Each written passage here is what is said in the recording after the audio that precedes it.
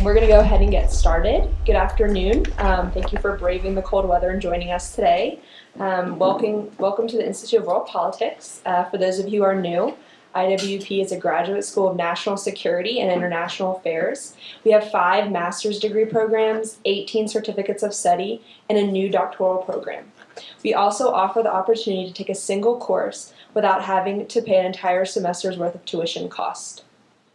One can also audit such a course at a much less cost. If you are interested in learning more about us, please feel free to speak to one of our staff at the conclusion of this event.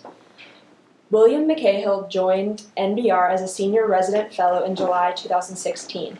His work focuses on Chinese politics and policy. Before joining NBR, Mr. McCahill has worked in Hong Kong and China as the senior advisor for China at Mirabaud Cie, a Swiss private bank headquartered in Geneva, and earlier in a similar capacity for Religare Capital Markets. He had previously co-founded and managed a China-focused equities and macro research firm, opened the Beijing office of a major American law firm, and operated a business consultancy in China. A 25-year foreign service career preceded McCahill's business activities. He began his diplomatic service in Hong Kong, Taiwan, and Beijing, subsequently held senior posts in U.S. missions in Western Europe, Scandinavia, and Canada, and in 2000 retired from his last posting as Chargé d'affaires at the U.S. Embassy in Beijing. His academic background includes degrees from Boston College and Harvard University in Theology, English, and History of Religion, and Sanskrit and Indian Studies. Please join me in welcoming our speaker.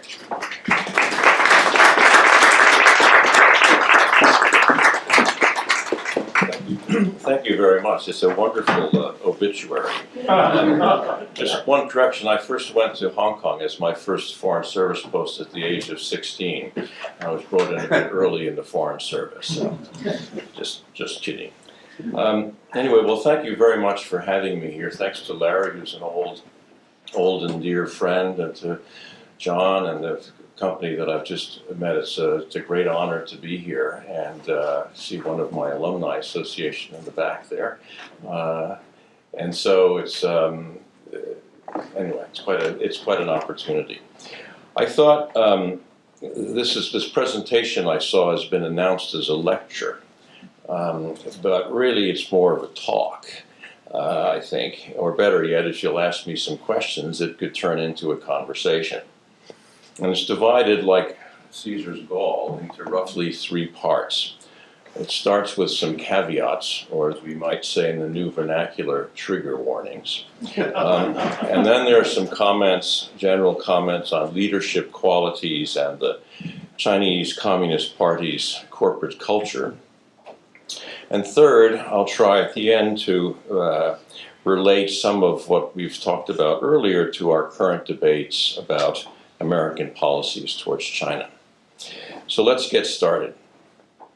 Roy and I drove over here from NBR, but I do know that about 15 or 20 minutes walk down the street in the National Galleries is one of the world's greatest collection of Impressionist paintings. So if I may borrow that image, what I would offer today are impressions of the Chinese leadership. And they're formed from having observed the country's leaders from the late 1970s until the present. I've met many of them, and I've spent hours in close conversations with several of them. But not that I would pretend to any artistic talent, but you might think of this as a sort of the little pointed dots from a Seurat or the swirls of Degas, efforts to paint a reality that they had experienced but somehow found hard to describe. Nor would I pretend to be a scholar of China. While I have formed some impressions of Chinese leaders, I have not studied them with the discipline and the dedication of, say, a Professor Cheng Li, nor have I read the Chinese media so closely and assiduously as has Willy Lam. These sinologists' work has helped us all to understand the political factions and the patronage networks that explain so much of the Chinese leaders' behaviors. Alas, with me, you just get what you paid for. It's a superannuated diplomat's ramblings across an important but imperfectly understood subject. And so today's Chinese leadership, who they are, how did they get where they got, what makes them tick, and what makes them talk. So when I was living in Beijing about 10 years ago,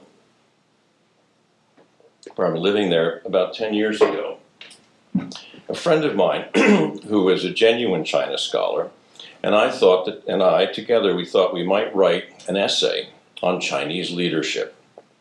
What sparked our interest was the rise of Xi Jinping.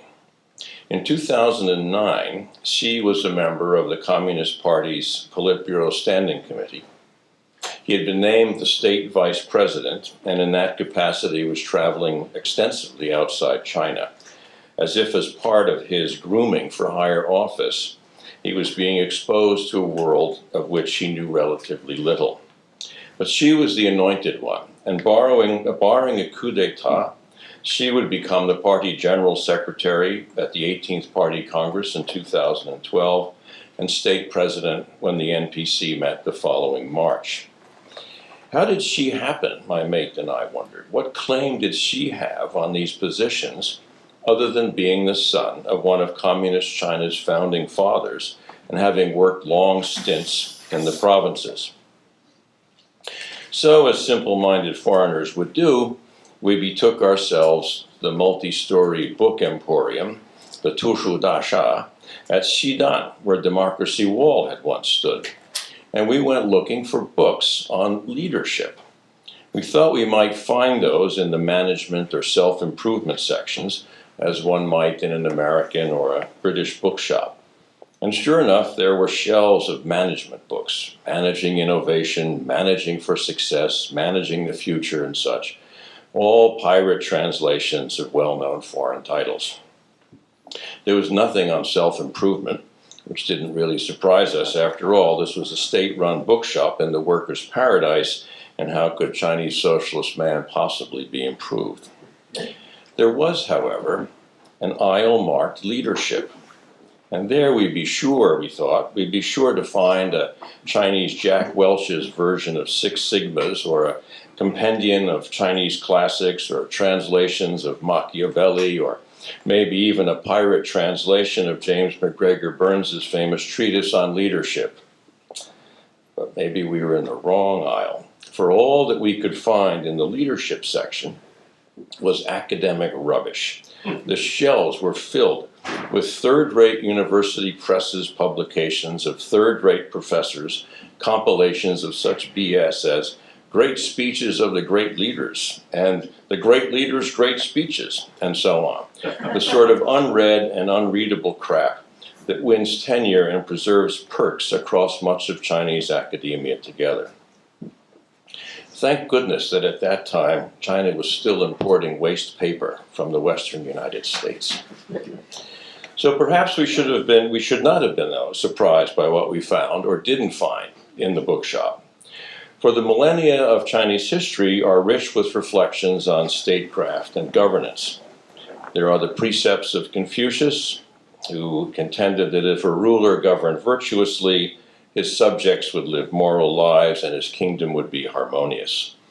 There is the legalist tradition, with its advocacy of stern laws and regulations to keep order in the kingdom. Xi Jinping makes no secret of his sympathies for that school of philosophy.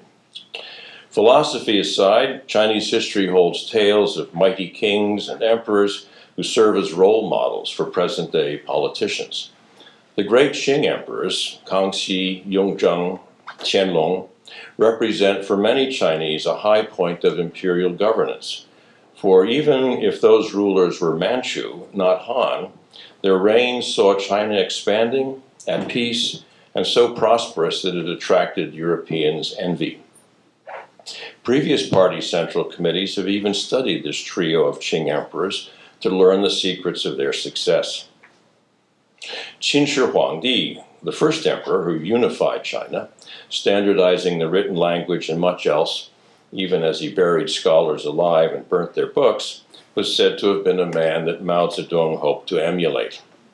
And it certainly seems that Xi Jinping idolizes Mao, who himself wrote an essay on leadership, although it was more intended for running political purges than for governing the nation. So even if it occasionally rhymes with itself, Chinese history holds ample lessons in leadership. Still, my scholar friend and I were challenged to list the qualities of Chinese leadership. So we turned to our own Western template, drawn from our experiences with leaders in government, the military, and corporations.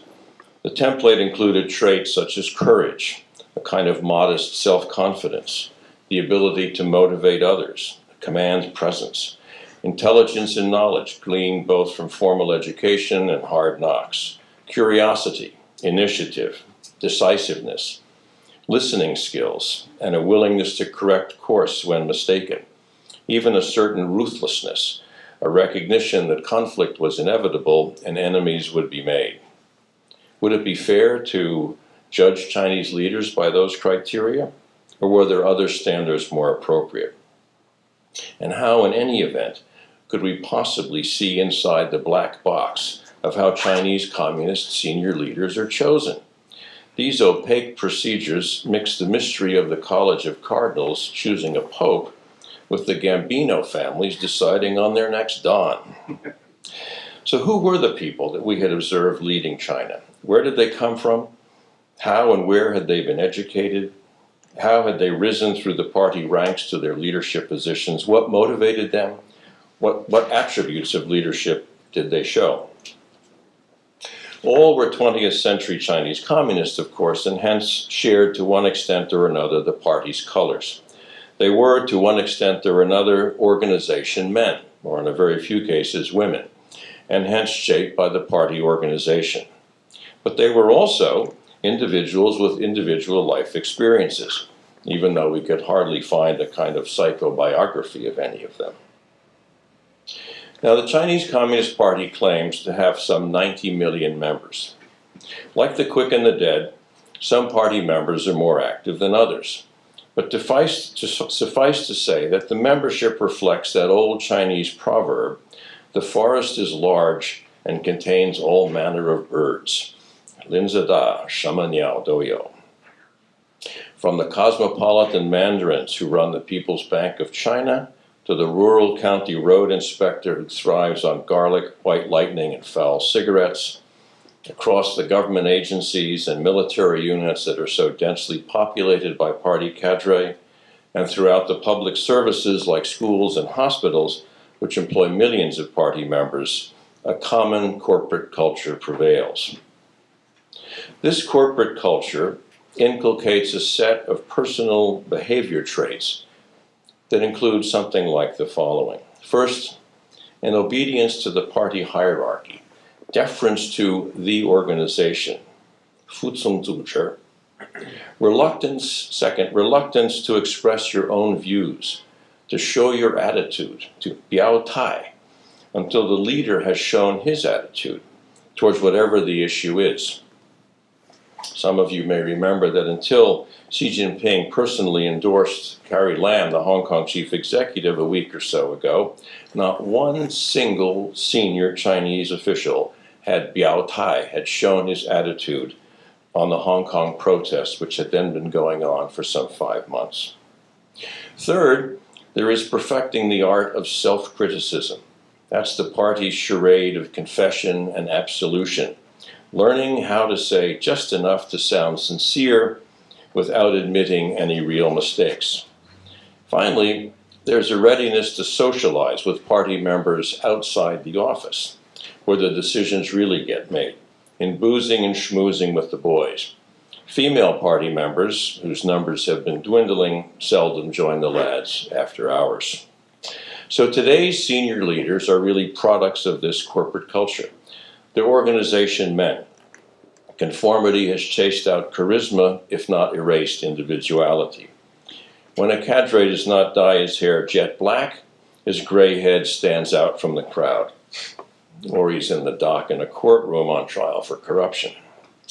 How did our friend, the no-nonsense Wang Qishan, make his mark when he became the mayor of Beijing during the SARS epidemic?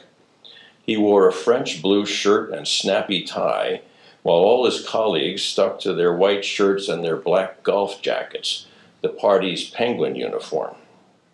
But putting aside, however, the corporate culture and fashion, Let's look at some basic building blocks for a Chinese communist leader. Take pedigree, a man's lineage, his or her family's relationships within the party, or in today's vernacular, his background, his Beijing. Without background, you can't get a good job today, many young Chinese will say. For some contemporary figures like Xi Jinping or Bo Xilai, background means having been born to the purple or to the red, to fathers who had fought in the Communist Revolution and founded the People's Republic. These are the sons of the red nobility, the Hong Dai. Not all aspire to party leadership, of course, but almost all share a sense of entitlement. The keys to the kingdom should rightly be theirs. One influential founding father, Chen Yun, who became Deng Xiaoping's most vocal sparring partner in the 1980s economic reform debates, famously said that only the children of the first generation of communist leaders should be entrusted with governing China. And sure enough, Chen Yun's son, Chen Yuan, came to head the China Development Bank, which is the regime's off-budget, bottomless treasury. Xi Jinping's father, Xi Zhongxun, was a contemporary of Mao and held senior government posts in the early decades of the People's Republic. Mao dismissed the elder Xi in 1962, but Deng returned him to duty in the 1980s. One of Xi's boyhood friends, boyhood chums, was Bo Xilai, the son of first-generation Politburo member Bo Yibo. Bo the elder remained prominent even as his ambitious and flamboyant son rose through the party and government ranks. But Bo Xilai's ambition and flamboyance and his barely concealed rivalry with Xi Jinping undid him. And he now, with his white hair, languishes in jail. For Bo Xilai broke that key precept of party conformity: respect the organization. He was, as the Chinese proverb puts it, the bird who stuck its head out of the bush. 先大出头鸟. Wang Qishan might not have had a famous father to guide his fashion statements, but he did have the first-generation luminary Yao Yilin as his father-in-law. Jiang Zemin had no claim to bloodline red nobility. Rather, he was brought into the party and mentored in the organization by the venerable Wang Daohan, who was the longtime mayor of Shanghai and the kingpin of East China. And it was Deng Xiaoping who elevated Jiang to the general secretary's throne in 1989, lending him a kind of legitimacy that Jiang seemed to sense he didn't really deserve, for Jiang's rise came at the expense of the fall of Zhao Ziyang. In a famous photo, Jiang, Deng, and the party elders gathered at Deng's house in Beijing in the summer of 1989 shows Jiang literally sitting at the right hand of the father and studiously writing down every one of Deng's words. But what does all this amateur peaconology mean for American relations with China today? Across the current administration, in both houses of the Congress, broadly within the American business community, although there are some prominent exceptions, there is a wide and growing consensus that China now represents a strategic competitor to the United States, a generational challenge, if not a threat to American security and welfare.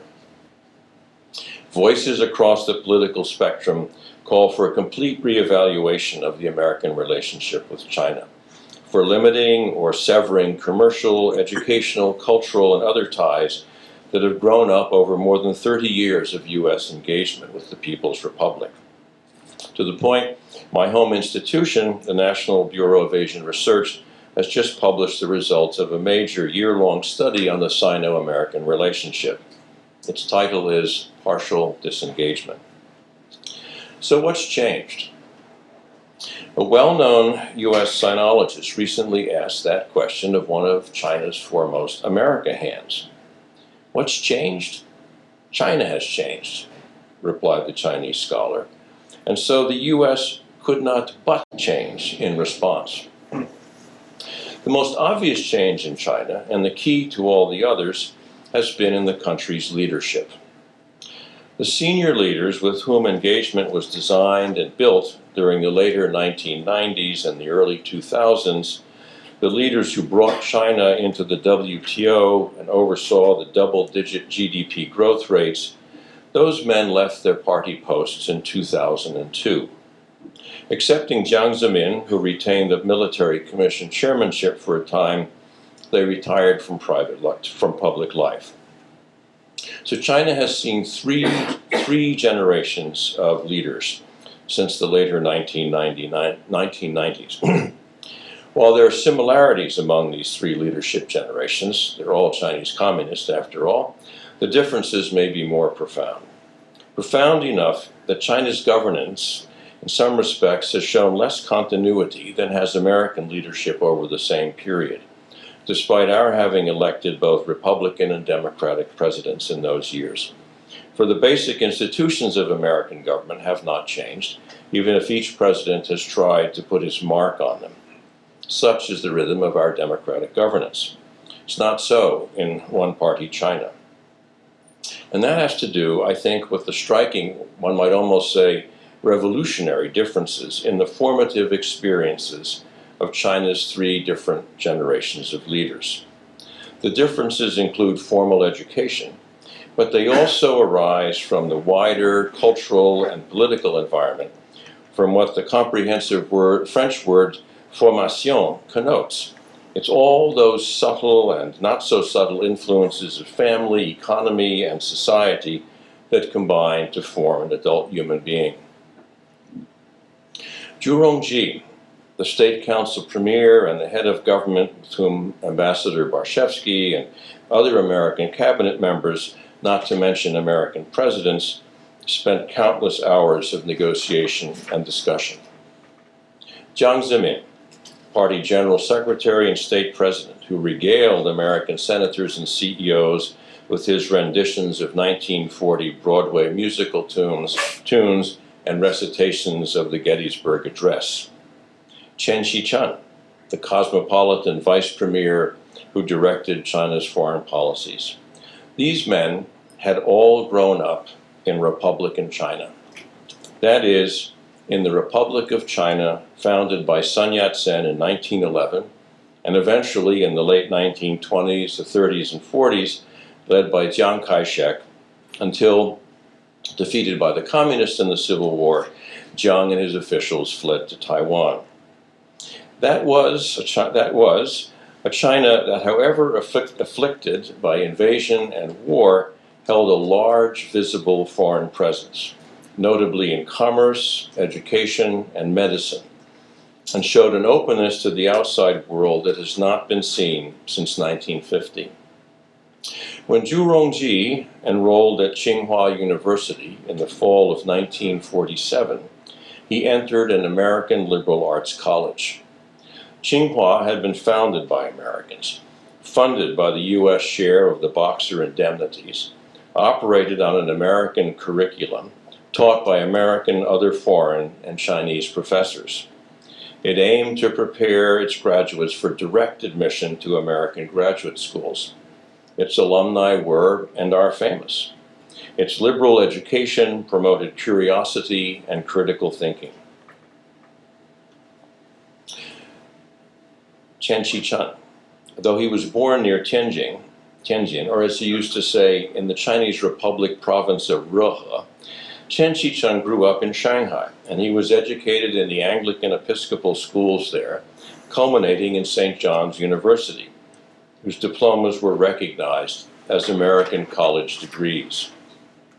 Jiang Zemin, from a modest merchant family in the Yangtze Delta, learnt his engineering at Shanghai's Jiaotong Daxue, the prestigious MIT of China, which had been founded by the Qing imperial government, but on Western models and with half its faculty and administrators foreigners.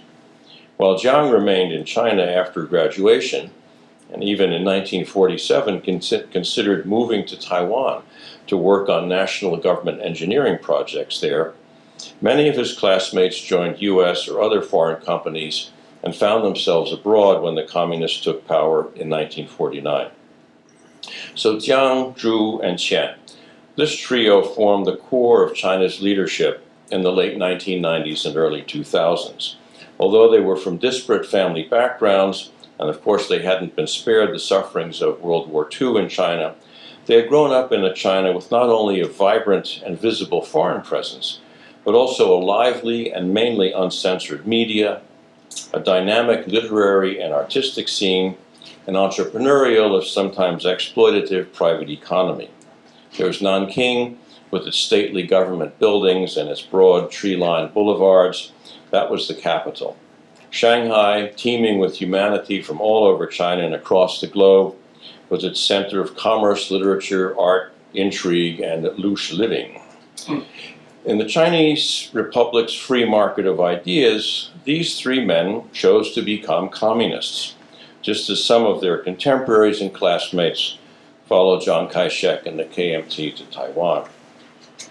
Others became the Hong Kong tycoons, on whom Jiang, Zhu, and Qian relied when the British colony reverted to Chinese sovereignty in 1997. Still others made brilliant business and scientific careers in the United States or in Europe. On the Chinese mainland, that China came to an end in 1950, and its vestiges were quickly eradicated through the Communist Party's subsequent campaigns to expropriate private property, to pursue rightists and counter-revolutionaries, to silence intellectual critics through the 100 Flowers campaign. Whereas in Republican China, newspapers, including Communist Party papers, ranged across the full political register. After 1950, only the monotonous party papers were published. There might have been different outlets: the People's Daily, the Guangming Daily for intellectuals and academics, the Liberation Daily in Shanghai, the Workers' Daily for the party-controlled trade unions, but they all looked alike, and they all carried the same content. As Republican China gave way to Communist China, Western business people, academics, medical doctors, Christian missionaries, and others left of their own volition, or they were expelled. Some were jailed and then deported, pour encourager les autres, as we say in French. The institutions that those foreigners had founded, operated, and financed were expropriated and nationalized under party control. The doors that had once been open to Americans, British, and their allies slammed shut when the Korean War broke out, and the communists mobilized the Chinese people to resist America and aid Korea. Kangmei Yuanchao. What foreign influence that remained in China came in the form of Soviet advisors to the new people's government. They introduced Soviet-style central planning, aiming to reform Chinese capitalism into Stalinist models. In the national capital, which had now moved back to Beijing, economic bureaucracies proliferated into planning agencies and trade commissions and scores of ministries. This new system left no room for private capital or private enterprise. Industrial production, with targets set from Beijing, took precedence over the consumer economy, and countless small merchants lost their businesses only to become state employees of their former companies. In the universities and colleges, liberal education was shunned in favor of engineering and technical training. What history and literature teaching remained was filtered through the communist sieve. Those who controlled the present now controlled the past. Scholars and other intellectuals deemed politically unreliable were purged from faculties and research centers, with many of them sent into grim internal exile. Even the dress code changed, as the colorful traditional garb, like the women's qipao or European pinstripes, were deemed to be bourgeois luxuries, and unisex clothing molted into baggy pants and four-pocket Sun Yat-sen suits offered up in gray, blue, or green. To be sure, a nationalist fervor accompanied these changes in the economy, cultural life, and social mores. The Civil War had finally ended. The nation was at peace, at home at least. Economic recovery was well underway. GDP began to grow again, sometimes dramatically, from low levels to which economic activity had sunk. New China, as the communists continued to style their regime, was at first, and for many people, not an unhappy place. unless you happen to have been designated in one or another undesirable category, like a landlord, a KMT reactionary, an imperialist running dog, or so on. Compared to Republican China, the Communist New China enforced political, ideological, and even cultural conformity. Citizens who conformed could get ahead in this new poor fair states. Nonconformists really had no place. So to use today's cliche, this was the new normal. And it was in that new normal that the next generation of China's leaders, the cohort headed by General Secretary Hu Jintao and Premier Wen Jiabao, came to maturity. Hu, Wen, and their contemporaries had been born during the Japanese invasion, and they had their early schooling in Republican China's traditional classrooms.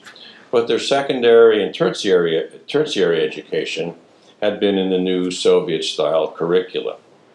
While many of this age group received excellent technical training, including at Zhurongji's alma mater, their formation did not include the questioning and critical thinking that had been inculcated by the Western liberal arts curricula. Hu Jintao, for example, graduated in 1964 from Tsinghua University's Water Conservancy Engineering Department, with a specialty in hub hydropower stations. Well, hydroelectric power was certainly crucial to Chinese industrial development, but one didn't need to have read Plato or Shakespeare to get a credential in running a power plant. Wen Jiabao trained as a geologist in an institute created to staff the new Ministry of Geology and Natural Resources. Like Hu Jintao, Wen Jiabao spent his early career in hardscrabble provinces in the western parts of China. But like Hu Jintao, Wen soon found that political engineering was more congenial than smashing rocks or channeling water. And so both men moved up through the party ladder through directing party organizations. Hu in the Communist Youth League, Wen at the party Central Committee's general office, which he ran through all the tumult of 1989 and the Tiananmen massacre, serving both the deposed General Secretary Zhao Ziyang and Zhao's successor Jiang Zemin. The Chinese Communist Party were reality TV. Wen Jiabao would be the star of Survivor. But this new normal of the People's Republic, in which Hu and Wen had come of age, did not last very long. For by 1966, Mao had launched his great proletarian cultural revolution, and China again sank into chaos, this time provoked by its own emperor. As Mao, his wife, and their henchmen triggered political campaign upon campaign, the national economy ground to a halt. Schools and research institutions closed, millions of young people were sent from the cities to work in the countryside, and violence verging on civil war raged across the land. The Cultural Revolution, following on years of famine and natural disaster, was itself to last more than a decade, and its effects remain with China today as the lost generation of barely educated revolutionary youth move into their old age. Xi Jinping, who this year is 63 years old, belongs to that lost generation, at least in the chronological sense. Though born into the red nobility, Xi's pedigree and his privilege could not entirely save him from having his formal education truncated at middle school. In the numerous hagiographies that have recently appeared to buttress the personality cult being built around Xi Jinping, Xi credits the Shanxi peasants with whom he lived during the Cultural Revolution as his wisest and best teachers. Suffice to say, there were no Encyclopedia Britannica volumes in those farmers' homes. When in 1975 Xi matriculated at Tsinghua, the famed university existed really in name only, and Xi had been admitted not through the rigorous National College entrance exams, which didn't resume until 1977, but rather for his political fervor under the worker, peasant, soldier, student quota. Of course, his dad's buddies might have helped him behind the scenes. After all, he was, so to speak, a legacy candidate. Xi Jinping's undergraduate training in chemistry, though, could not remotely compare to the well-rounded education that Zhurongji had received at Tsinghua 30 years earlier. Freshly graduated from Tsinghua in 1979, Cie landed a prestigious post as secretary to the defense minister, thus giving him not only a military record of sorts, but plugging him into the inner circles of party politics. That might have helped him with that too. The rest, as the cliche goes, is history. Perhaps embellished somewhat now that Xi Jinping presides over the Communist Party and Chinese state with ostensibly more power than any figure since Mao Zedong. So hard as it might be to identify the career building blocks with precision, those blocks that when they're put together luckily produce a Chinese leader, family background, formal education, advancement through the ranks, one thing is clear: timing is everything. That is, each of the 3 generations of Chinese leaders with whom we Americans have dealt over the past 40 years is a product of his time, of the historical era in which he came of age. This seems an obvious, if not trite or even nonsensical thing to say, but it holds a truth. For the era which bred Jiang and Zhu and Qian could not have been more different to the era in which Hu and Wen matured, nor could that second period have been more different to the times of Xi Jinping's youth and his young adulthood. If Jiang, Zhu, and Qian grew up in Technicolor, Hu and Wen were raised in 1,000 shades of gray, and Xi Jinping in black and white. As young men, that first generation of leaders lived in a China where Chinese and foreigners mingled easily, where foreign ideas of all colors circulated freely, where liberal education taught students how to see things from the other person's perspective and how to judge issues critically and objectively. Hu and Wen might have gained technological prowess in their education, but their worldview had been blinkered by xenophobia, ideological conformity, and Maoist class struggle. And Xi Jinping, despite having been born to the purple, grew up in a culture that was even more deeply impoverished and tightly constricted, not to mention laced with dangers to himself, his family, and his friends. So when we Americans, if not other Westerners as well, look back on our dealings with these men, it is small wonder that we found Jiang, Zhu, and Qian, perhaps especially Zhu Rongji, such congenial interlocutors, because they were all 3 bridge figures. They were cultural bridges between that little part of our world that had been present in Republican China and the communist China that they had come to represent many years later in the late 1990s and the early 2000s. In their personalities and their affects, they engaged us in familiar, if sometimes hard to pinpoint, ways. Jiang's entertaining us with renditions of his Broadway musical tunes. It was his way of narrowing the social distance. Chen Qichun's verbal subtleties and his understated manner could have come straight from a State Department or Foreign Office style sheet. Zhu's irony and his self-deprecating humor were vehicles for the insights of his Rolls-Royce mind. To one degree or another, they all fit into that Western paradigm of leadership that I described a few moments ago. So we were intrigued, impressed, even seduced by these men. But we also allowed ourselves to be seduced, even as we sensed the seduction. For at some level, we believe that what these men hoped to achieve for China coincided with what we hoped China would become. We might have been at least partly right.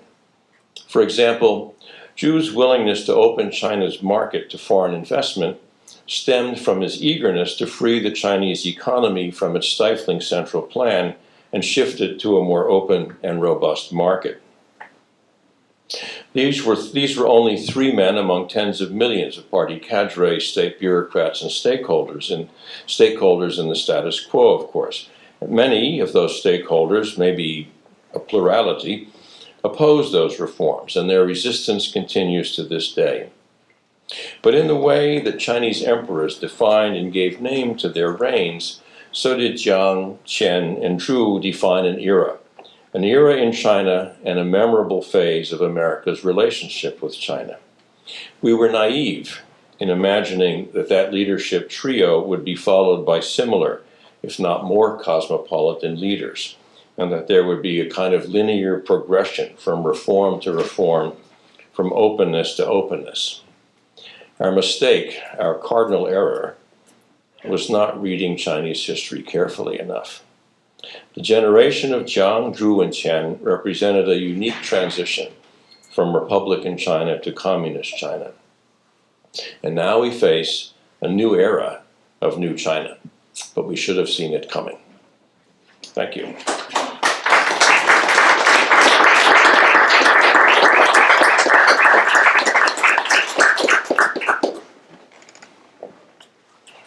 Everyone's completely convinced by that. No questions. Yes, sir, with the baseball cap. I was wondering if you could speak a little bit to the cadre evaluation system in particular and how systematic incentives are applied to the party leaders from the top down. And I've heard specifically that they're trying to change from more specific incentives on GDP growth to less exact measurements like well-being of people. I'm wondering what second order. There is. Well, I'm a bit cynical about this stuff, as you can imagine. There has been an effort begun really under Hu Jintao to sort of broaden the evaluation criteria for a cadre, to introduce what a man who's now in Pruda, the Yuan Chao, called intra-party democracy, somehow have a more holistic judgment on individuals' performance, one that wouldn't just be quantitative and turn on GDP growth and tax receipts and jobs created and so on, but speak to environmental questions, public health questions, the quality of education, and so on. I think that's been implemented more in the breach than in the observance, and the chief proponent of that, of course, is now on the outs. It's a bit like the old conundrum of turning an aircraft carrier around in the harbor. How do you get from this quantitative system to one of qualitative judgment? You probably haven't had the pleasure or the torture of having to write a Foreign Service officer evaluation, but I can tell you it's there's some nodding heads in the back there. It ain't easy to find all these adjectives and to get the right nuance and fairness. And so for those in the personnel system in the party who are genuinely serious about this, there's certainly been an effort to try to approach it. How it is actually used in it's certainly used to some extent in assignments. You can see that, I think, in the way that people move around, and there's been an effort, even at fairly senior levels, to broaden the career experience of sort of promising cadre. Think of Guo Shuqing, who is he's effectively the head of the central bank. He's the party secretary of the bank, of the whole financial apparatus. He had run a bank in an earlier phase of his life, but then he'd been governor of Shandong province. So there is that kind of effort to give these people a sort of broad base of experience. My own sense is that so much still depends on personal networks, who you were in school with, whose back you scratched back then. I mean, when I sit with my communist friends, and I have some, they all know to the nth detail who is in what county, who's been moved from here to that province, who's now the Fusijang and the Sejang in this ministry, and so on. This is really what they follow, and it has a kind of air of court intrigue about it, as much as it does objective criteria. Your question reminds me of one time, years ago now, I came to know very well the private secretary of Li Lanqing, who was in the Politburo Standing Committee and was a vice premier for a very long time. Li's quite a cosmopolitan guy. He's a very good pianist and patron of music in China and so on. Anyway, so his private secretary and I were having dinner one night, And it was just after one of these Fortune magazine publications of the most livable cities in America had come out. And Pittsburgh was at the top. And this guy had been to Pittsburgh. In fact, his son was a student at Carnegie Mellon. And he said, you know, how do we do this? He said, how can you tell that Pittsburgh, how does Pittsburgh get these, how do you take essentially quality of life data and somehow quantify those? And he said, if we could square that circle, we'd be a lot better off here, because he said, you know, you just look around you. I mean, look at Beijing with 24 million people. It's unlivable. Not to mention, you know, such urban gems as Zhengzhou or Hefei or places like that. How do you do that? Very, very difficult. You would have seen the article in the Times or the Washington Post earlier this week about a city in Henan, I believe, where the local party secretary, in emulation of, you know, copying what he thought was happening in Beijing, they built a sports stadium, and they built an arts center, and they built this and that, and all off these local government financing vehicles, which would bankrupt the locality. And they're all, the white elephant, you know, doesn't do them justice. The man in the green jacket. As we saw from I'm Peter Humphrey, an intelligence analyst and a former diplomat. As we saw from the Me Too movement, you can only buy off people for so long before the sins are exposed. And I look at this problem in Western China as being buying off of all the world's Muslims. But I don't think it's got legs. I think at some point the Ummah says, no, you don't get to lock up 2 million of my brothers for the sole purpose of removing their religion. No, you don't get to knock down 1,200 religious facilities, including all the Qurans that were inside the dust. And no, you don't get to bulldoze Muslim cemeteries that are, you know, 1,500 years old. You don't get to do that. So I'm wondering, within the party leadership, what strains thought this was a good idea? Is it a military kind of thing, or is it a strictly party thing? This literally has the potential, in the longer term, to break the party. If not a Muslim invasion of Western China. Well, I think, frankly,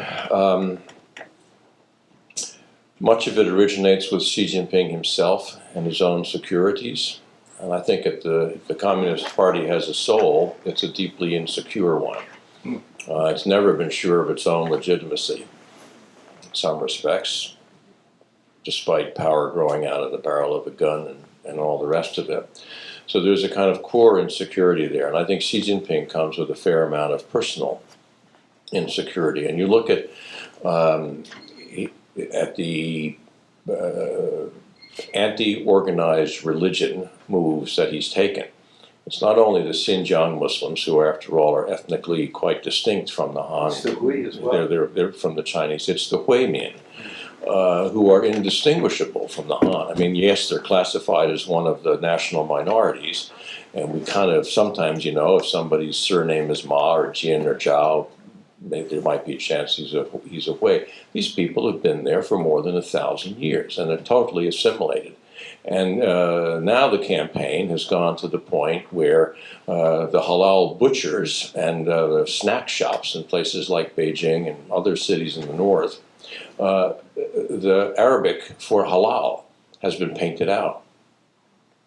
And it's not just the Muslims, you know. Xi, for a while, you remember, was the party secretary of Zhejiang province, which has a large Christian, very often a fundamentalist or evangelical Christian community, places like Wenzhou and so on.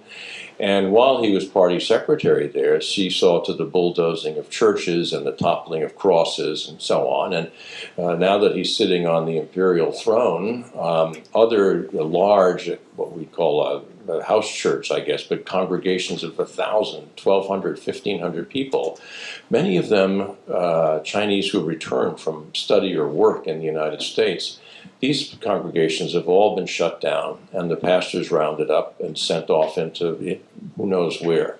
So he's Xi's paranoia is very democratic in that sense. I think that they are convinced that between basically the sort of tough policies and the people's armed police, the party's armed police really, that force them, not the military, it's the Wujing who are out there, and the surveillance. Just ubiquitous. I mean, I haven't been in Xinjiang in a long time. But people who have traveled there, you're never out of sight of a camera, and you've got Han Chinese moving in with Uyghur families to basically check up on them. I think they are convinced that they can keep this going for quite a long time, as they are convinced that money buys anything. Money can rent you friends. If you want a new island republic in the South Pacific and pull it away from Taiwan, well, here's the check. Everything has its price. You know, they're very transactional about that, and I think they're confident that they can keep the lid on this thing. I mean, what comes out in the Western press? This German scholar Zenz is his name in Berlin, who's written about this. There's this Chinese Canadian scholar in Toronto, someplace in Ontario, who's followed this and written very well on it. And I mean, just look at there was this column in the Washington Post last week from Fred Hyatt with the before and after pictures of the cemetery of mosques that have become parking lots. There's a report released last week. Yeah. So the question for me is, why have not more Western governments cottoned to this? Why has not more been done? I mean, Radio Free Asia has done a lot of the reporting on this, and its Uyghur service is very, very active. And you hear stories. You don't hear stories. You see accounts, factual accounts of the relatives of the RFA Uyghur employees themselves being detained as a result of their nieces or siblings, whoever they were, in employment with RFA. So I think they're nothing if not arrogant about this, that is, the regime is, and that they, I mean, I haven't lived in China now for more than 2 years, and I'm not sure that I would like to go back there and live again. But I lived there for a very long time, and certainly through the period of 2008, 2009, the beginnings of the the collapse of Lehman Brothers and all of that. And with that, there came a kind of tremendous, like an injection of steroids into Chinese arrogance. The sense that, as Liu Mingkang, the head of the Banking Commission, once said of Alan Greenspan, he said, "The teacher taught us all the wrong lessons. We know how to do things here." And where does that lead? Well, it leads to Xi Jinping talking at the 19th Party Congress for 3.5 hours about China's civilizing mission, China as an alternative set of models. There's a real head of steam up about that. I mean, wouldn't it be wonderful if the wheel of fortune turned the other way? And it may. I mean, we may have seen Xi Jinping at his high point, but it ain't there yet. Yes, ma'am. I wanted to ask 2 questions. Yeah. So, first, do you think China would invade Taiwan if it seeks independence? I have my military attaché right here who can answer that. And then the second question is, you ended your talk with, we didn't read history carefully enough, and we should have predicted the current leadership. I wonder, what's your prediction of the leadership style in the future, considering many young Chinese people studying abroad and things like that? Well, to start with the second question, in a way that should give us cause for optimism that you have all of these young Chinese who are abroad, and many of whom return to China. Whether they actually move, these are not people who are likely to be rising up in the Communist Party system. And if you look at the fates of people who in the 1980s, the first group students who went abroad and then returned. Think of Gao Xiqing, for example. Gao Xiqing, whose last post was as the head of the sovereign fund, China Investment Corporation. Gao Xiqing studied in the United States. He has a law degree from Duke. He practiced law in New York, on Wall Street, in Richard Nixon's old law firm. He was an adjunct professor at Duke for the longest time. And he rose through sort of the financial bureaucracy in China until he hit that glass ceiling, which was that he was somehow unreliable. He'd somehow been tainted by his foreign exposure. Look at Yi Gang, who is the governor of the central bank. Very polished Anglophone guy, PhD, I think, from Indiana, taught there. But he's the governor of the central bank, but he's not the top guy. He's hit the ceiling. There's a kind of systemic mistrust of people who have that much foreign expertise. Now, maybe it will be got over with, but I don't know of any who's moved beyond essentially the vice minister level. I'm very curious to see the future of one person in particular. One of my friends is Jin Chun, who's now the head of the Asia Infrastructure Investment Bank. And Jin is a very, very polished guy who studied for a while in the UK. He collects rare editions of Shakespeare, which suggests he has a pretty good income. And being of the generation, he has one child, it's his only daughter. And Miss Jin has a Harvard undergraduate degree and PhD, and now teaches at the London School of Economics, and every so often writes op-ed pieces and appears at conferences, basically promoting the regime line. But she's a very, very effective spokeswoman at that. She's wonderfully polished, sort of Oxbridge English and so on. Well, I'm very curious to see what happens to Miss Jin. At some point, is she going to return and slide into, say, one of her dad's old jobs as a vice minister of finance, and then what will happen? So I'm just not, for all of the human talent, and you are no doubt one of them, that are studying abroad and preparing or perhaps intending to go back to China, I just don't see the party using that in a sense. This is very unlike the national government, actually, which didn't have those sorts of prejudices. And speaking of the national government brings us to Taiwan. And I suppose that if push came to shove and shove came to push and all the rest of it, and Xi Jinping is now given a deadline, 2049, the 100th anniversary of the People's Republic, as the date when Taiwan must be returned to the motherland, if it ever was really part of the motherland.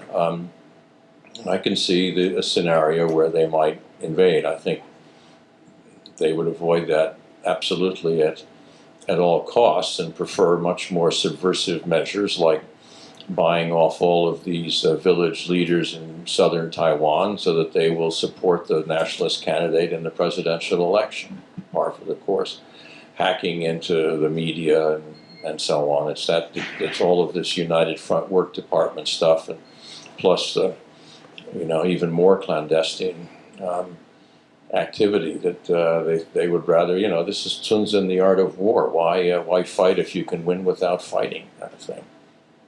So, yes, ma'am.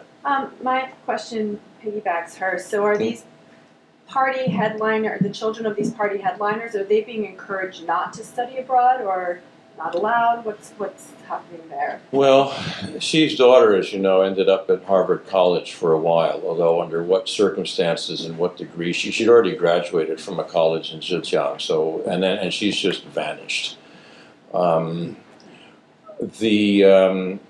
Like all Chinese with a certain amount of money, senior people in government and the party are looking to get their kids out. Right. And I don't think those kids are planning to go back. there are those, who, who might form a sort of opposition force. I just saw where Bo Xilai's son, Bo Guagua, the playboy, he just finished Columbia Law School and has just passed his New York bar exam. So he's, his mom was a lawyer. Is he the nucleus of some irredentist movement? I don't think so. I think in that sense, they're prepared to take the privileges that they can and get the kids out and make sure they have enough money. I know countless people who are not Politburo Standing Committee members, but people who are heads of state banks, whose children have been educated here and have no intention ever of going back. So it's a human talent pool that's not available to China, which is tragic in its own sense. If not this group of people, which group of people would be more likely to become the future? I think the clones of the current guys. I think the cohort, I guess, that I know the best are the Chinese diplomats, the Foreign Service, because those are people that I dealt with all the time. I know the finance people and economic bureaucracy a little bit, but I've watched these younger Chinese diplomats, and they are nothing if not absolute conformists. The Chinese expression to Tian Pigul. And that's how you get ahead. There's no imagination. There's no how should you put it? They're hardly iconoclastic. They do what they're told, and they tell headquarters. They report up the chain of command, and they tell the next layer up what they think the next layer wants to hear. Just like the economic bureaucrats report up the numbers. You want 8%? I'll give you 8.5. That sort of thing. I just don't see them breaking out of those kinds of the whole the sort of weight of the party corporate culture works against that. You don't find younger Chinese diplomats that you can, the proverbial phrase, go for a walk in the woods. And there used to be people like that. They're all retired now. But you go off with somebody and you say, look, I know you have your masters and I have mine. We have this problem here, and how are we going to deal with this? And what do you need to say to get your old boys to accept it? And what do I need to say to get my old boys to accept it? And that's how you do the deal. You don't find people willing to do that anymore. Think of, as a prime example of someone who you would wish had kind of broken out of the shell, but who has not, is Yang Jiechi, who is now a member of the Politburo and the senior foreign policy official in China, and very much has Xi Jinping's ear. So, yes, sir.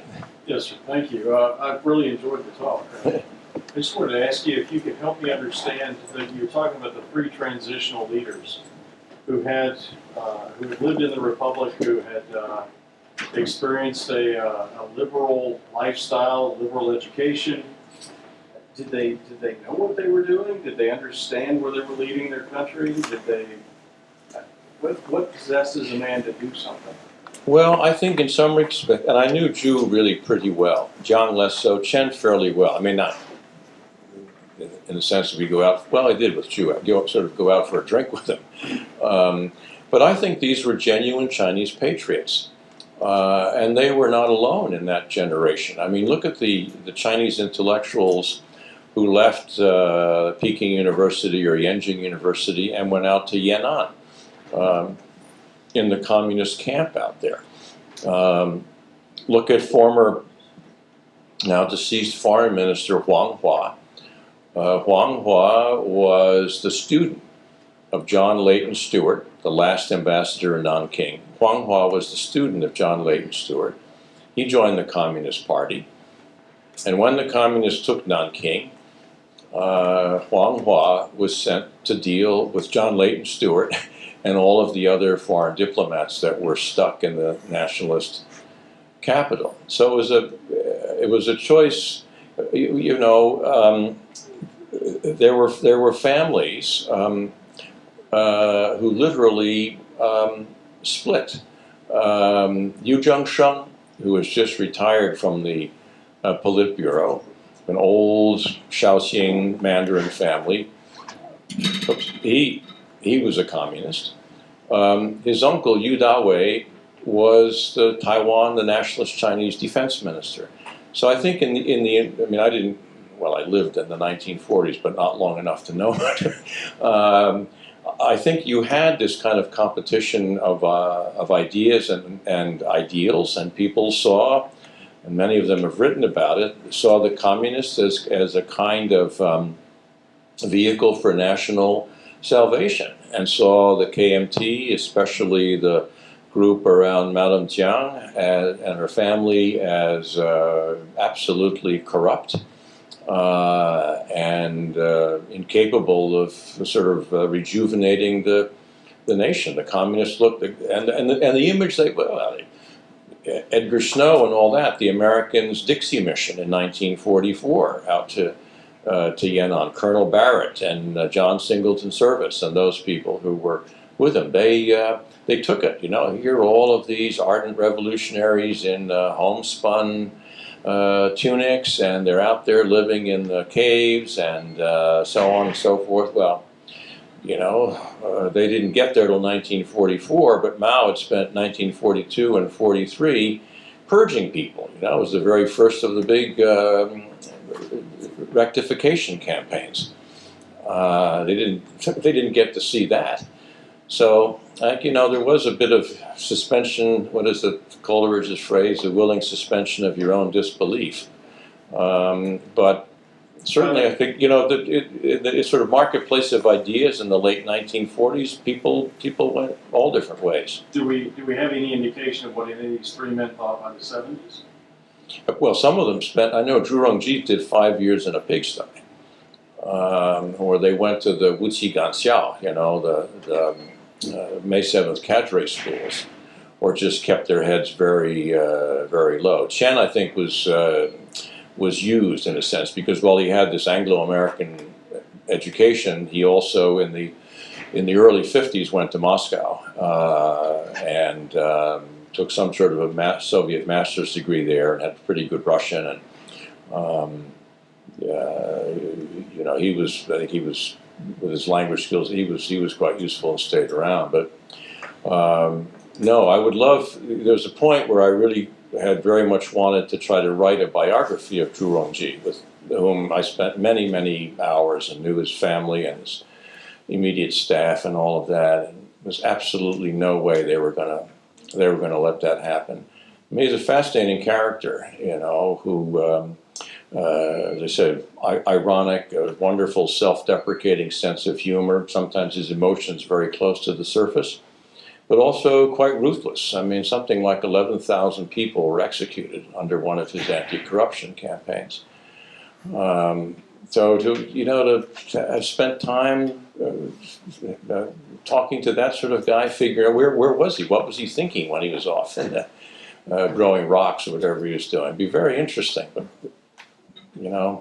what you need is a sort of Erik Erikson who can do for one of these guys what he did for Luther or Gandhi, to try to write a sort of psychobiography. It'd be fascinating. Thanks, sir. Yeah. Oh, Larry, you're the... No, it's okay. You talked about the students going abroad, for higher education. Does that get them out of sort of the patronage networks and maybe protect them from, some of the so-called anti-corruption?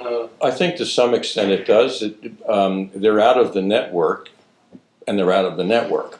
That is, they may not be tarred with a brush that came close to the old man. Right. On the other hand, they're never going to make a career back home. I mean, and especially kids who leave younger, who leave at now in high school or undergraduate education. There's no way, even if mom or dad were not some senior or rising party cadre, there's no way that those kids are ever going to be able really to make a living in China. And I mean, you read my obituary was read out to you, and we had this research company there, and we'd had on staff a few of these young people who had returned, and the only place they could find a job was with a company like ours, where their English language skills and their sort of critical intelligence could be rewarded, really, but they wouldn't find their way into the Bank of China or China Telecom, and they probably wouldn't want to be there anyway. So, yes, ma'am. Do you think the fact that Xi will now has named himself the leader till whenever, do you think that will harm the potential to keep the standard of the ranks incoming? Because I think very much so. I think it's so retrograde. They don't need another person for, Well, I mean, we'll see in 2022 he's now in his second term, and nominally, that should have been the end of it, and we'll see if at that point there isn't some successor in the wings. I mean, there's a speculation about this guy Chaminar, who is the party secretary in Chongqing, as a possible successor to him. But I think the whole Xi's having engineered this removal of term limits, having conducted the sort of anti-corruption campaign that he had, having built this personality cult around himself, having essentially chucked the whole collective leadership that had been in place since 1980 or so. I mean, he started out his term by creating these so-called Lingdao Xiaozu, the sort of small working groups, and before long he had 13 or 14 of them, and he was chairman of them all. He became chairman of everything. Well, that really robbed people of incentive. And people who go to China and take part in academic conferences and whatnot find that the atmosphere is really stifling. Whereas 6-7 years ago, you'd be in a conference and people around the table, everybody would be speaking. Now just one person speaks, and everyone defers usually to him. So I think it's in a sense it's impoverished what was already not a very rich party culture. Yeah. Yes, sir. In the back there. Yeah, building off of that question, on the surface, Xi appears to be ascendant until who knows when. Until he's not. Right. What factors could lead to maybe the Shanghai Gang reforming and or different factions forming to oppose Xi? Are these domestic things, economic trouble, Hong Kong, Xinjiang? I think, I mean, the sort of generic weakness is dissension within the top leadership. What might cause that? Any one of the things that you've mentioned. Did you mention African swine fever? But I think that's really a very big deal. I mean, you've seen the inflation numbers come out. It's not only pumped up food price inflation, but it comes perilously close to being a regime-threatening sort of pandemic. Xi certainly has lots of silent enemies and detractors who are waiting for him to stumble. Whether they could pull together a kind of resistance and move him out, I think it would be very difficult to organize. I mean, Xi has been very careful.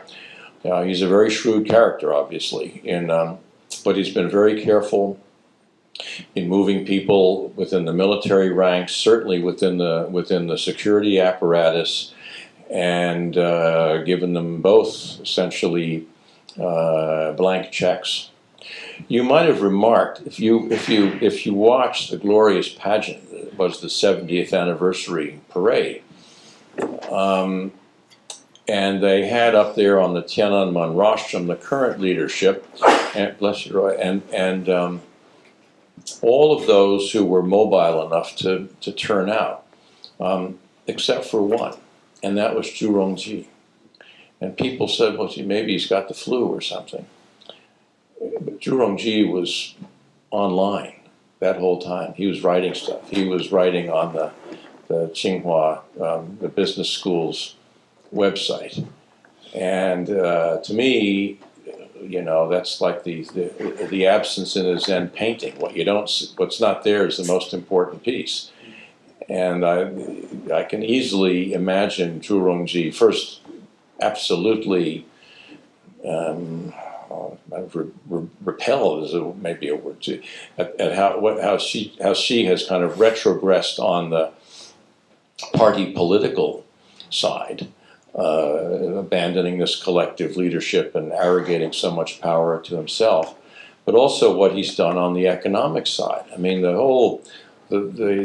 deal with Zhu was that you'd bring in all of this foreign presence in the economy, and you'd basically kick the ass of sluggish state enterprises. You'd give them some competition, and meanwhile you'd go about breaking these enterprises up and hiving off what you could. And well, she has said all of that absolutely in reverse. I mean, just last week there came the news that the two shipbuilding companies, which had been spun out of an old shipbuilding ministry back in the 1990s, they've now been reunited. And the lingo used is always that you'll get economies of scale, and these are going to be globally competitive companies, and so on. But what they're going to be is just another big bloated state enterprise. And at the same time, you know, she has very much stressed the presence of the party in all of this, that all enterprises, including foreign enterprises, are, you know, mandated to have active party committees, and in state enterprises, the party secretary, CEO, chairman roles have in many cases been merged, even if the party secretary is not a particularly expert manager. And this is also a kind of deadening hand there. So Zhu, I'm sure his absence from that parade was a sign of his disapproval of how she had gone out. There are lots of people, Zhu's acolytes are still all around, but he's not. Zhu is never led a faction the way Jiang and his Shanghai gang did. He just isn't that kind of a politician. And I don't see him pulling people together, you know, in a kind of coup d'etat sort of thing. So, yes, sir, in front of. To dovetail off this topic, from a military perspective, are many of the leaders in the senior leadership in the PLA and other elements of their military, are they cut from the same cloth, like mentality speaking, as Xi Jinping and all these other leaders are? Are they very much at the beck and call of the party, or are there factional leaders within who may actually end up fracturing should Xi Jinping stumble or any of these other events happen? Well, I think my colleague Roy, who's an expert on the PLA, should really answer to that. But and to escalate that question, should something escalate. go wrong? Should something go wrong, and while I'm not saying it would happen literally again, but could we see something that kind of rhymes with the instability of China during the interwar years, the warlord era, and stuff like that? Could that kind of thing ever return? I suppose theoretically. I mean, I think Roy is really the expert here, but my distant impression on that is that one of the motives of Xi's reorganizing the military into theater commands and actually, and more profound than that, was in fact to sort of mitigate some of the dangers of warlordism. I mean, the old military regions you had been in many ways kind of the seats of a possible new warlord movement, but Xi and his two predecessors, Hu and Jiang, both took pains to put their own people in senior military roles. And of course, one of the very first things that Xi did when the anti-corruption campaign was launched was to take down all of these senior 50-some flag officers, if not more, and put his own people in there. So I don't know, Roy, would you care to speak more to that? Roy is the president of the National Bureau of Asian Research, and former Army attaché in Embassy Beijing. It is the case that the senior military leaders find their identity first in their party status and then in their military rank or specialization. And so, to that extent, and you can almost predict who the top leaders will be or who they will be drawn from by examining the roster of military leaders that are on the Central Committee 10 years before. So I agree with Bill that they are very political. They are very risk averse because they've endured this anti-corruption campaign, the current version, and now it's up to 72 general officers or flag officers that have been purged, including the two vice chairmen of the military commission who were both taken down some years ago. So I don't know that they would be the PLA as an entity, or even PLA officers individually are a source of what you might think of as the building blocks for a factional movement. They're just, as an institution, as I mentioned, their identities as their party members, and they've been so purged that I just don't, apart from the folks that maybe are,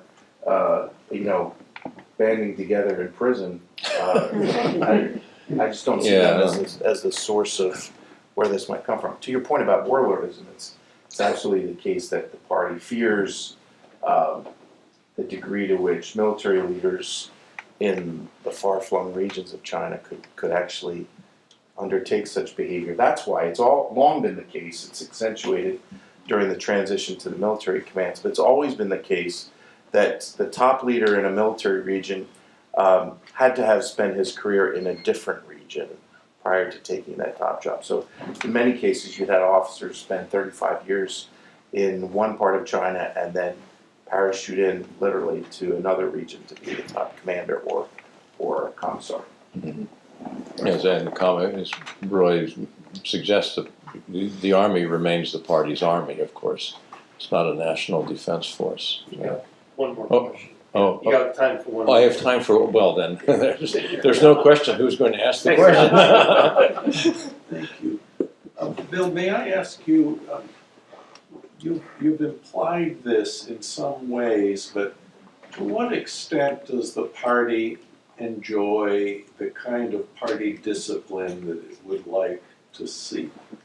There have been these purges because of corruption, purges in order to make sure that there are loyal cadres who are loyal to the respective leaders. Conformity seems to be the secret of one's success in so many different enterprises.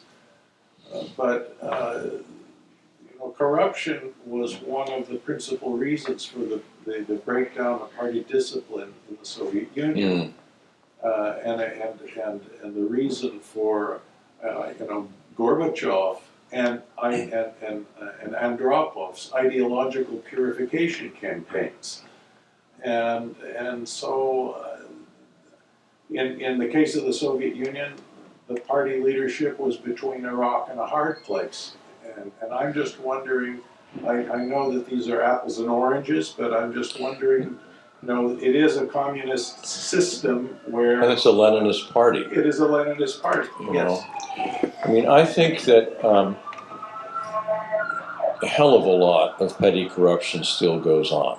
I mean, she has preached this sort of abstemious, what do you call it, a kind of party lifestyle. And in public gatherings and so on, it is whatever there was, 4 dishes and a soup sort of thing. No big extravagant displays of flowers and all of that, the sort of parsimonious, thrifty side, if you will. For party people who do not have a finger in economic activity of one sort or another, the opportunities for corruption are probably not so many as they once were. And these people have also learned how they can keep their heads down and pay lip service. Now what's going on across the party apparatus in China. There's just been a couple of weeks ago the fourth plenum of the current Central Committee. And of course, appropriately enough on Halloween, it issued its communique. And so all down the party chain of command, party secretaries are doing what they call in Chinese transmitting the spirit of the communique, which is just giving, you see these pictures on Chinese TV, all these guys sitting around in their white shirts and black jackets, and they're writing furiously in their notebooks, and then they all go back to their own work units, and they convene a meeting, and all their subordinates do the same thing. But that's all just, it's formalism. As for people who are operating the economy, or anything to do with the economy, the railway ministry used to be famously corrupt. The railway ministry was abolished, but it's now a private company, but it's all the same guys, except for the ones who are in jail. They just changed their name cards. Procurement, kickbacks, all of that stuff continues to go on at, I think, probably smaller scale. The general, one of the vice chairman of the military commission to whom Roy alluded, I think when they finally got him, didn't they send a convoy of army trucks and cleaned out his basement, and they took out gold bars and Rolex watches and bound up Franklins and the whole a lot of Benjamins over there. That sort of egregious stuff I don't think goes on, at least not so much in the Chinese mainland, although the shenanigans that still happen in the banking and financial system with the ownership of shares in state corporations and so on. It's better disguised, but I'm convinced it continues to happen. And I mean, some of the corruption at local levels may actually be benign in a sense. I mean, if you're a local party secretary, so you're the party secretary of, let's say, a city of 1 million people in the Yangtze Delta. That's a pretty prosperous place on the whole, and you have a lot of private enterprise going on there. But you keep getting these directives from Beijing. You got to have 4 new hospitals this year and 6 new elementary schools and so on. You got to meet this target, and to your point, meet this number and that number. And these guys, they can't do it. So they go around, they put the squeeze on individual companies. Could you pay your taxes 2 years in advance? And then they set up these financing vehicles, and they borrow against land auctions 5 years down the line, and so on. That's a kind of bureaucratic corruption. They may not be benefiting financially themselves, but they're getting good report cards for having done it. So I think that kind of stuff still happens. I thought, in the absence of a free press and the sort of the bright lights of real media looking in on these people, I just don't see how. I mean, she's anti-corruption campaign has been more profound than anything that went before it. But it's still a party purge, and it'll have to be just cyclical. There's no way there's no sort of self-enforcing mechanism within the party for doing that, I don't think. So there you are. So thank you all very much.